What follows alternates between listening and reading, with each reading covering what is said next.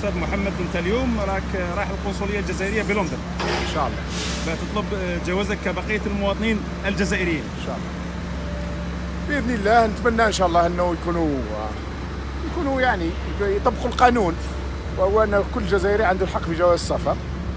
واذا ما طبقوش القانون على الاقل يعتبرونا اجانب ويعطونا تاشيره يا سيدي.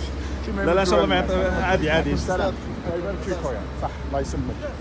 عليكم السلام. انا جيت لي ونوقف معاك لهذا الشيء. الله يبارك فيك. السلام عليكم خويا. لاباس كل صالح. السلام عليكم. لاباس، ربي يحفظك. واش راك؟ يعطيك الصحه كي جيت اليوم. بارك الله فيك. حياك الله. الله يخليك. الله يسلمكم ان شاء الله. هذا هو مقر القنصليه الجزائريه هنا بلندن. اوكي. يعني من حقه كجزائري، حق اي جزائري يدير الجواز، سواء مقيم حراق، هذه مشكله تفرقه بين الجزائريين.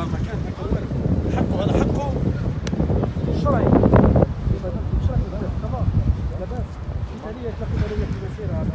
اخ محمد، محمد المخ والناس يشوفوك، قال لك بالتوفيق، يدعوا لك. الله يوفق. كلمه لهم ان شاء الله قبل ما ندخلوا.